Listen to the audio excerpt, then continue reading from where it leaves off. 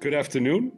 Welcome to the listeners of this podcast, In Their Shoes. And today I will be talking with my co-host, Richard Police, who is a full professor at Regis College. And he also is the founder of a foundation called Heart Sounds, right, Rich? That's right. We started Heart Sounds right in the middle of pandemic. January 21 was our kickoff of Heart Sounds, bringing together lots of different things we had put together. And we should also mention that you were one of the co-founders of Heart Sounds, which was helped us get going on it. Yeah. Yes. Yeah. So, yeah. I don't want to. Yeah. Go ahead. It's been quite a journey, and doing anything in the middle of the pandemic, just working with the bureaucracy and all the things that go with that. But it's been worth it. It's been worth it. And now, actually, in a few days, it'll be our anniversary. January 22nd was the day we started Heart Sounds. So January 22nd, 21 is when Heart Sounds came about, bringing together lots of different efforts. So. Nice. We all developed a lot of bad stuff happened right in this pandemic, right? But on the other hand, we had time to develop new ways of living during this pandemic. And like you said, you started this foundation. Could you tell us, like in just a few words, because I'll come back later in this podcast to talk about what you do, but what is Heart Sounds all about?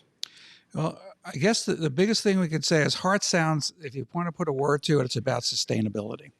And so the projects that we get involved in, that we'll talk about as we go along, are geared towards helping organizations, helping programs, helping projects survive in the long term. So a successful project for Heart Sounds within a 3-year period doesn't need us anymore. So sustainability and helping people lead a better life. Yeah. And is it like, is it a specific country that you're focusing on, or is it like, could it be all over the world? Well, in the beginning, you want to be all things to all people. But one of the things we found pretty quickly is you couldn't do that. So our major focus is in Uganda. And that's where the majority of our projects are now. We also had a project that is actually just renewing now, working with an organization called the Eastern European Partnership that services Romania, among other places. And you and I actually visited Romania together a couple of times.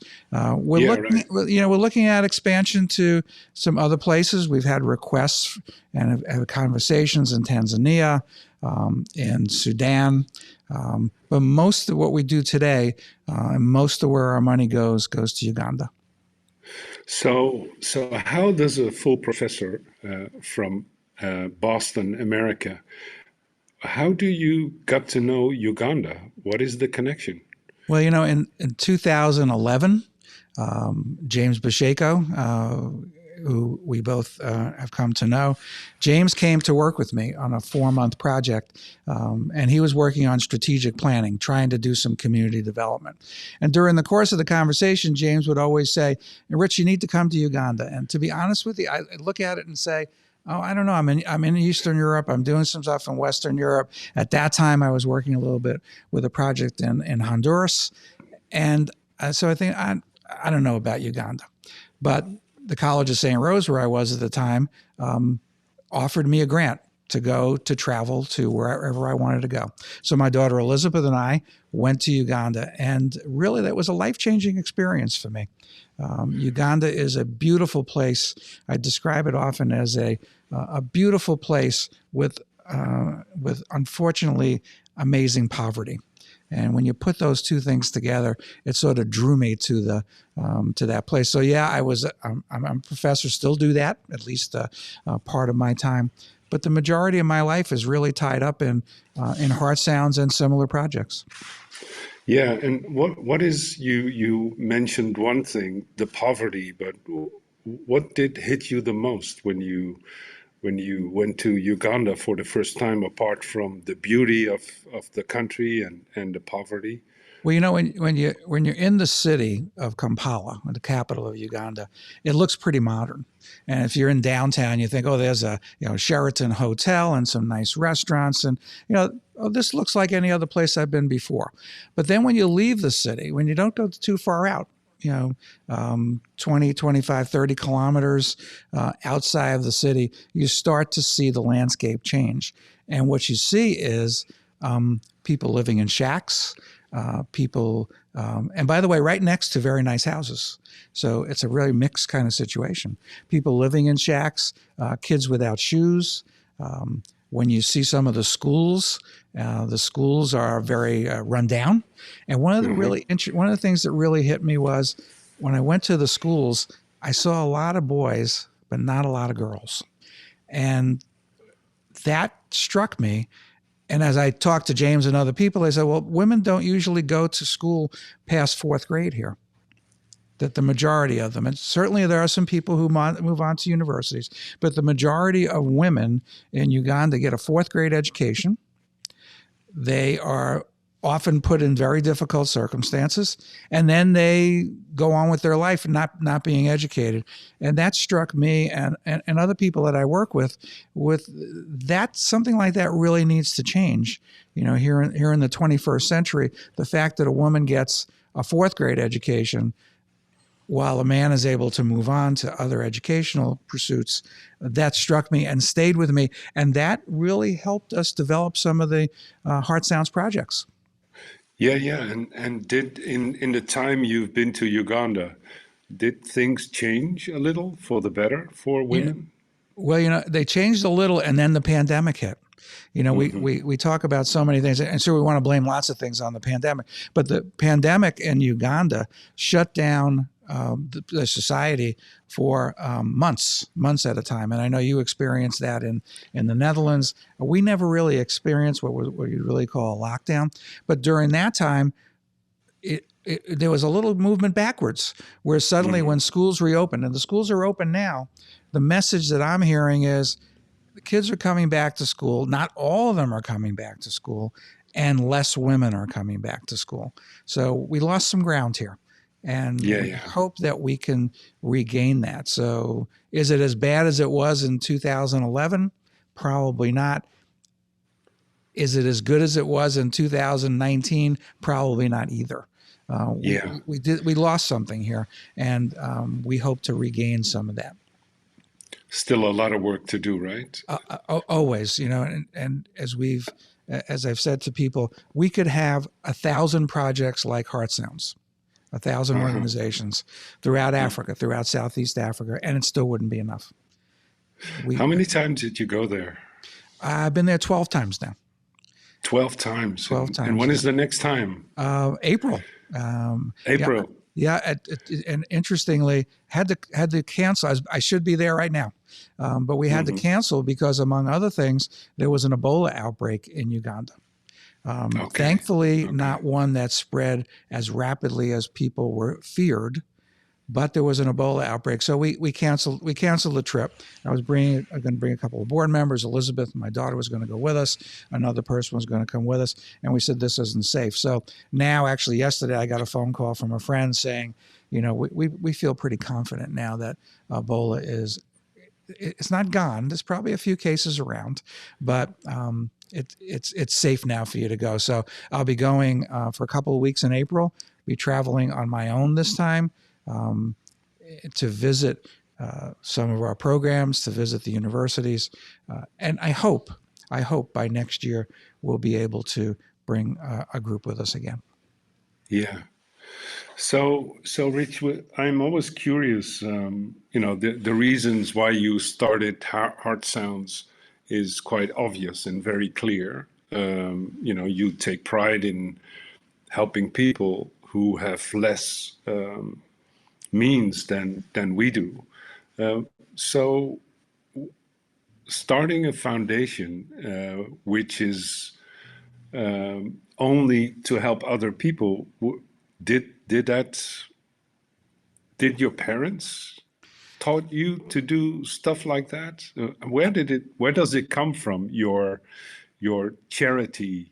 Well, that's a very good question, and probably until I was in my 40s, and I'm a little bit beyond that now, not much. When I was in my 40s, I realized that a lot of the stuff I was starting to do really did relate back to my parents. My parents were very involved in volunteering themselves, especially in their retirement years. Soup kitchens where we provide food to the needy. My father, they used to call him the cake man. He used to go to the bakery, this big bakery called Entenmann's Bakery here in the United States, and he would collect from them the leftover cakes, and then he would bring it to churches. And of course, my mother was, although she loved the idea, we like Ron. My father's name was Ron. Ron, you're going into unsafe places, and my father would say, "Nothing's going to happen to me," and nothing did. But he would go out and volunteer, and my mother the same. So yeah, it came forward, and when I look at my own daughters, I can proudly say they do the same thing. They're both involved in volunteer activities, both now grown women who are involved in food programs for children, and sometimes they do it very silently. And I think that's, I hope I become more public about it because now I'm running a foundation. But part of what we try and do, you do the volunteering because it's important to you. You don't do it for the recognition. You do it because it's something that means something to you. And the people I see around me who are really engaged in this, they do it for those reasons as well. It means something to them personally. It's not just about a feel-good thing. It's about what you want to do to make the world a better place. And small ways. That's beautiful. I read sometimes from a research that people who show compassion and do that during their lifetime, they live longer than people who don't. Well, I sure hope so. I hope so too. I did read some similar stuff that for those people who are engaged in things that are fulfilling to them, calming to them, who volunteer, who work with other people. I don't know about live longer, but they feel better. And I think it sounds reasonable, right? Yeah. Oh yeah. It's certainly reasonable. It may be slicing the research a little bit too thin, but I think I think it does make a difference. And the people that I see that are out there volunteering, because it's not just about giving money. We need money to run these organizations, but it's not just about giving money. It's about giving your time, giving your service, and that I think is so important. Yeah, it's, we've been working together for a long time, and I've been to America, I don't know how many times, but it seems to me that in America, you have a long tradition of normalizing the fact that you volunteer for people who have less means, right? More than in the Netherlands or other countries in Europe. I don't know if I'm right. I didn't do research on that, but always it strikes me when I come to America, voluntary work is a normal thing. Yeah, I think that comes for, there's been lots of craziness going on in our government. There's no doubt about it. But our governments were established essentially with that sense of independence that said government doesn't get involved in everything. And as a result, you have organizations that develop that really just do tremendous things. The American Red Cross, I know Salvation Army, which you have in your country as well. Many organizations developed, and the notion there was service and charity. Even our hospital system started as charitable places. You find the names of either Catholic people or Jewish people or Lutheran people on many of our hospitals because they were the ones who founded the hospitals, and the sisters, the nuns, were the ones who ran it. That's different today. We almost never find those very charitable endeavors now. But even our healthcare system was founded on charity. And today, if you go to the hospital today in the United States, they have an obligation to treat people with their charitable funds. Lots of controversy about that, but it does still happen. Yeah. I know you don't want to talk about it a lot, but I'm curious still, what does it do for you personally doing this Heart Sounds work? Or it's not work, it's, it's what you think you should do, but what does it mean personally to you? What does it give you? Well, maybe a mission is too much of a too big a statement, but for myself, my wife, other people that I work with, it's the mission is to help people, and so Heart Sounds has given me a focus on how I do that. So Heart Sounds as an organization, and many are like us, we focus on vulnerable women and children, and we focus on health and education. So for me personally, it helps me meet my personal mission, which is to do good things. But it also helps us focus on where we're going to be. So yeah, it feels good sounds like a trite, off the cuff statement. But I spend a lot of hours every day and every week on Heart Sounds, and I walk away thinking this is what I should be doing. That's great. That's great. So you're going back in April. What are you going to take with you to Uganda? I mean, physically take it with me. Yeah, you're going yourself, but are you bringing stuff? Are Yeah. you bringing money, or what comes with you? Well, some money always comes, but there are we always take an extra suitcase to go in both directions. So Right. Since we work a lot with young women and girls, we bring a lot of products that are essential for women. So we'll bring hygiene products, we'll bring some clothing, things like that. Another thing that through a friend, we're going to be collecting kits for doing dental work, because one of our projects is a health clinic, and that health clinic does dental screening. And so we're going to be collecting through donors. They're not that expensive, actually. These kits that when you go to the dental cleaning, things that help clean your teeth, help identify cavities, that sort of stuff. So we'll bring some of that with us.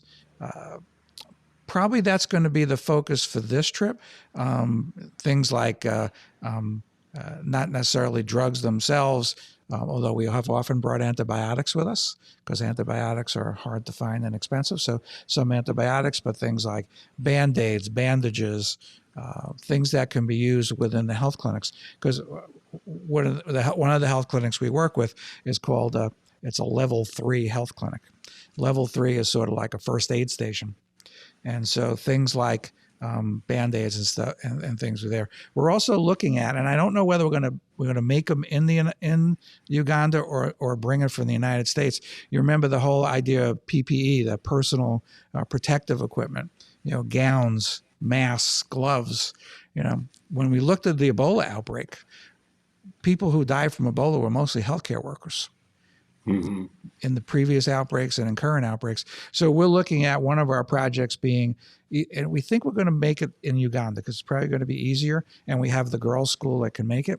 We're going to be making the gowns and the gloves, but I may bring some with me. But that's one of those, we know we need it. Right? We know we need it in the clinics. How to get it there? That's a lot of the choices that you make. How do you get it there? How do you get there most efficiently? Not necessarily cheaply, because sometimes things are not cheap, and inflation is killing them over there right now. The inflation rates are just phenomenal. Inflation 100 to 300%. Right? Wow. Here in the United States, we heard inflation was 6.5% in December. But the price of food is doubling and tripling. The price of gasoline is doubling and tripling. So we're going to be making our choices a little bit differently than we would have had this new inflation thing had not occurred. Yeah. So Rich, to give the listeners an idea, I know money is not the most important thing, but if you are living in poverty, it becomes very important, right?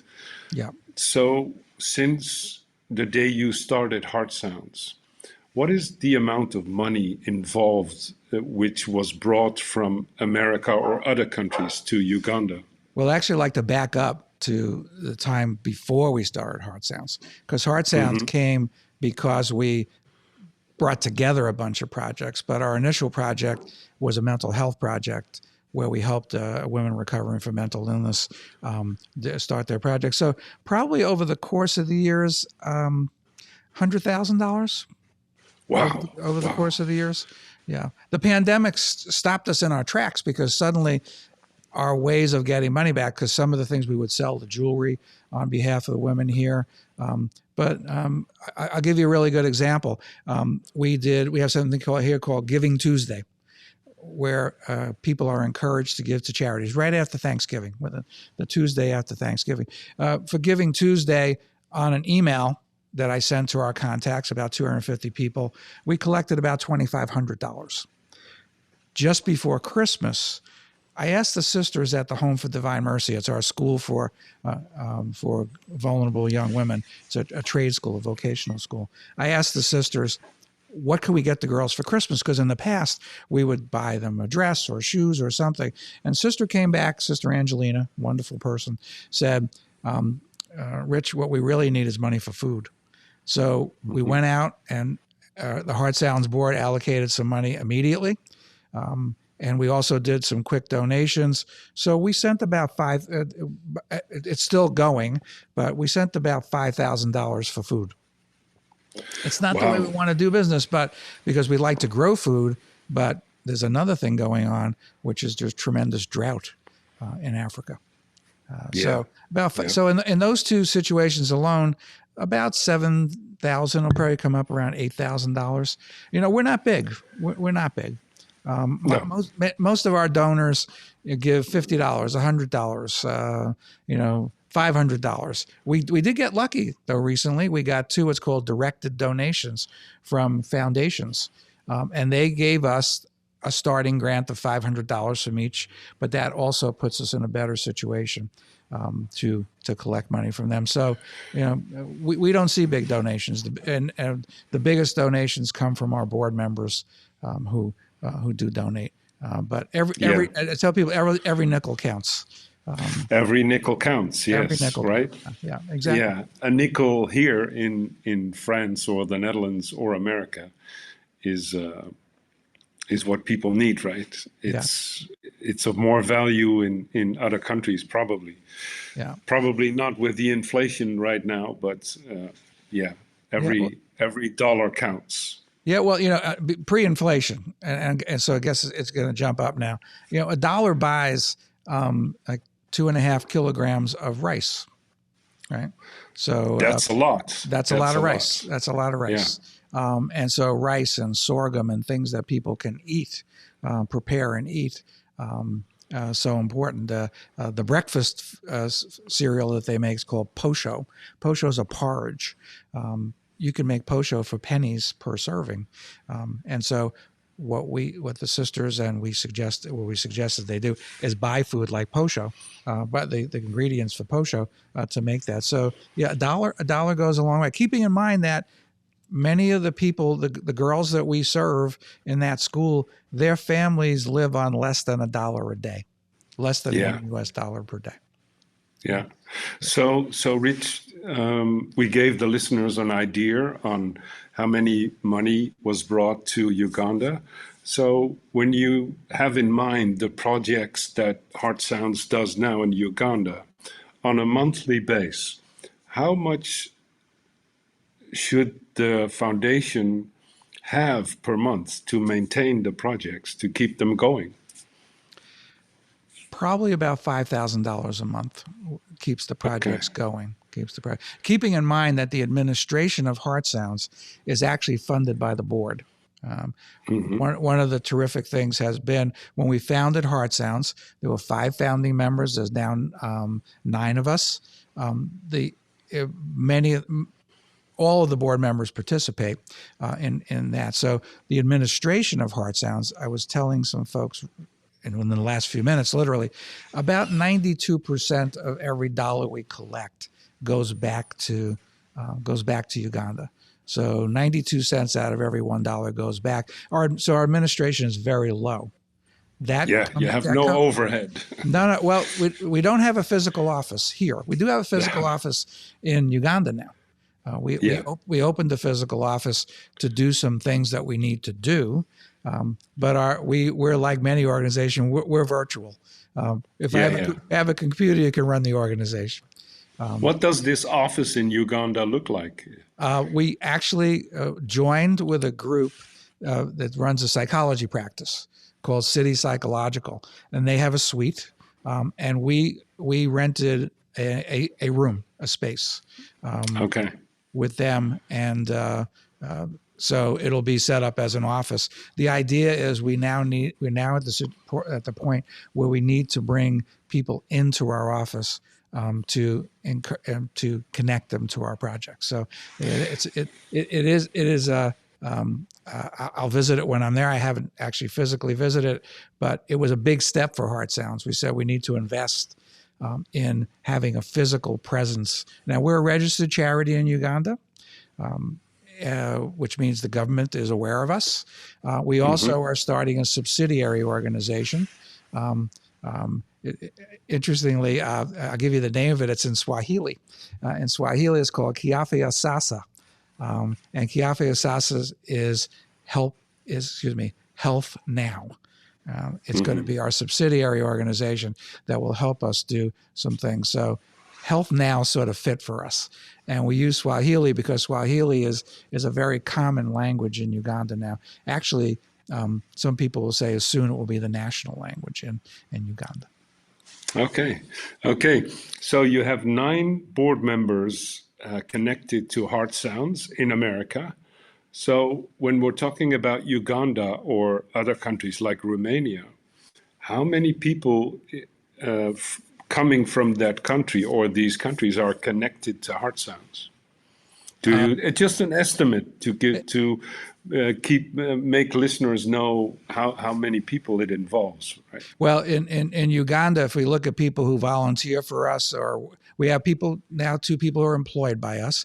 If we look at people who we can count on to help us, probably about 20 people now. Okay. By the way, all friends, all people that we've known and met over the years. In Romania, we currently have 1 person who works with us, but we also can reach out to people as we need to. So it's a growing thing. We rely very heavily on volunteer time, where we might say to somebody, "Can you take a trip across to the western part of Uganda, to the northern part of Uganda, to take a look at this for us?" Because we need to be clear that our money is being spent in the right way. So people like James Basheko, who helped me start my work in Uganda, John Paul Agaba, who's a board member, who's actually there right now visiting a project in Gulu, where we're working on a school for high school for kids in what used to be a very war-torn part. It's growing. We rely very heavily on volunteers. We're looking for volunteers to volunteer with us in the States as well, because we have the mental health project where we need to sell jewelry, got stopped short in its tracks. And we're going to be going back out to market. So it's, again, love to get donations, need to have the commitment. So when we reach out to people that we help, as I said, every dollar we get, we try and send it all back. And volunteering is one way. And we talked about it, volunteering in the States. Volunteering is one way people can help us promote our cause, including sharing stuff like this, letting people know what we and other organizations do. And again, I want to emphasize, we're just one of many organizations. I think we do good work. I think there are a lot of people who do good work, and that's what where the focus needs to be, doing service, right? That's what we want to do. Right. I love these words, doing service. I have to think about Dutch words for that, but I love the English language better anyway. So doing service is really good. Yeah. Yeah. Well, So, go ahead. so what is your dream for the future? What does Heart Sounds look like 5 years from now? Well, 5 years from now, Heart Sounds continues in Uganda and possibly 2 or 3 other East African countries. I'm guessing Tanzania is possible. I would love for us to do more work in Sudan. They're very needy places. And going back and looking at expansion in Eastern Europe, Romania is again, there are places in Romania and people in Romania who need the help. Maybe not as extreme as what happens in Uganda, but homeless programs, health programs, and such, where they need help. So that's where I would see us in 5 years. Are we ever going to be $100 million organization? No. I would love for us to be $1 million organization where we're sending money back, and I think that's possible. I think it's possible. Are you participating in any lottery or something? We have something called Mega Millions here, as you're right. And if I win the $1 billion prize, at that point, not a problem. We can take care of it. Right, a lot of money goes to Uganda. Right? A lot of money. So but no, I think realistically, that's where Heart Sound should be. And I would like to be able to report back then that 100 people, not necessarily like work for us for a salary, but 100 people are out there doing the good work of Heart Sounds. Nice. So thank you so much for this conversation, Rich. Did I forgot to ask you something? No, I think we covered a lot of ground. And I think that, as we always encourage listeners, think about what we talk about, see how it fits in your life, see whether the doing service fits for you. For me, for you, Rokas, it fits. It's what we do. And I hope that one of the things we will accomplish today is that people will at least think about what does that mean for them. Right. Yeah. And maybe I can add, like, doing service, the reasons to do service are becoming more and more urgent by the day, right? Not only because it makes you feel good, but also because we're living in a difficult world where a lot of people need help, right? It's easy. Yeah, it's and that's not going away anytime soon. I don't think so. No. I don't think so. So you're better than doing the outros than I do, Rich. But where can listeners follow our podcast on your end? Okay. You can find us on Anchor FM here in the States.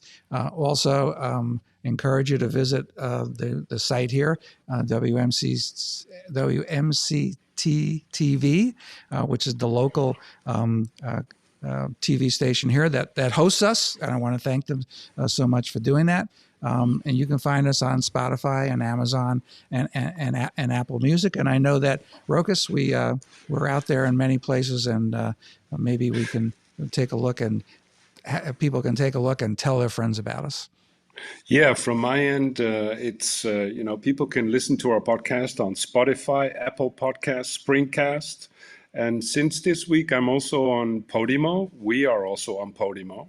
And people have to buy a license for that, €5 per month. So about dollars, yeah.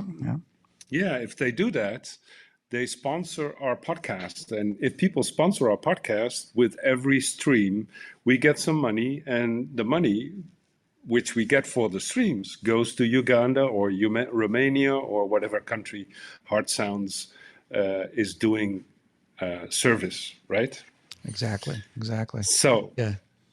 Thank you so much, Rich. It was a wonderful conversation again.